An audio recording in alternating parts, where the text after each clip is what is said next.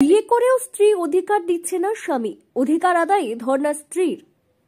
Registry করে বিয়ে হয়েছে, শুধু তাই নয়, রেজিস্ট্রির পর রীতিমতো মন্দিরে গিয়ে শাস্ত্রমতে মন্ত্রপাঠ করে বিয়ে হয়েছে, কিন্তু তারপরও স্ত্রীর মর্যাদা দিতে নারাজ স্বামী ও স্বামীর পরিবার। স্ত্রীর মর্যাদার দাবিতে রাতভর শ্বশুরবাড়িতে এসে ধর্নায় বসলো এক মহিলা। আর এই ঘটনায় এই চাঞ্চল্য ছড়ালো পাঁশকুড়ায়। ওই মহিলাও তার মা রাতভর শ্বশুরবাড়ির সামনে স্ত্রীর মর্যাদার দাবিতে ধর্নায় বসে আছে। অন্যদিকে জানা যায় শ্বশুরবাড়িতে কেউ নেই, বাড়িতে তালা চাবি মেরে ওই মহিলার স্বামী শ্বশুর সহ সবাই উধাও।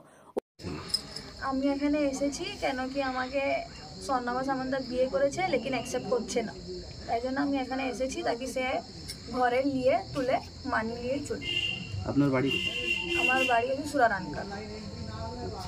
ওনার সঙ্গে বিয়ে হয়েছে বলতে কিরকম বিয়েটা হলো? কোর্ট ম্যারেজও হয়েছে, মন্দিরেও বিয়ে হয়েছে, তারা ও সব প্রুফও আছে আমার কাছে। অভিযোগ, ওই মহিলার পরিবারের কাছ থেকে ধাপে ধাপে কয়েক লক্ষ টাকা নিয়েছে তার স্বামী ও শ্বশুর, তারপরও তাকে স্ত্রীর মর্যাদা দিচ্ছে না। পূর্ব মেদিনীপুর জেলার পাঁশকুড়া থানার সরস্বতা গ্রামের বাসিন্দা স্বর্ণাভ সামন্ত।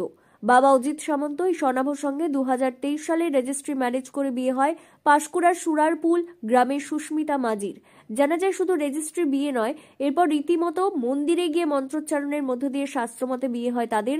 সবকিছু ঠিকঠাক চলছিল, কিন্তু বর্তমানে স্বামী স্বর্ণাভ সামন্ত ও শ্বশুর অজিত সামন্ত আর গুরুত্ব দিচ্ছে না, স্ত্রীর মর্যাদাও দিচ্ছে না। স্ত্রীর মর্যাদার অধিকার পেতে শ্বশুরবাড়ির সামনে ধর্নায় বসেছেন সুস্মিতা সামন্ত, জানিয়ে এলাকায় চাঞ্চল্য ছড়িয়েছে।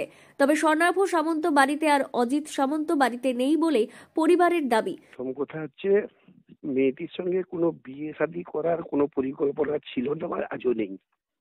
আর দ্বিতীয় নম্বর কথা হচ্ছে, ওই যে 16 লক্ষ টাকা কি আছে সেটা আমি জানি না। অবশ্য আমি একদম বিন্দু কিশোরকেও জানি না।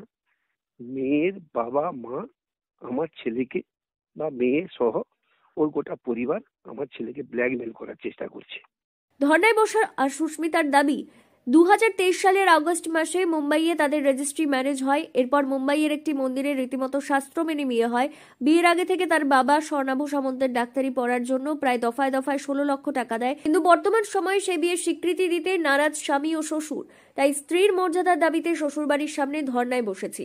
অজিত সামন্ত ফোনে জানিয়েছেন ওই মহিলা আরো দুটি ছেলের সঙ্গে সম্পর্কে লিপ্ত আছে, তার প্রমাণপত্র আছে তাদের কাছে, আর রেজিস্ট্রি ম্যারেজের ছবি সব ভুয়ো।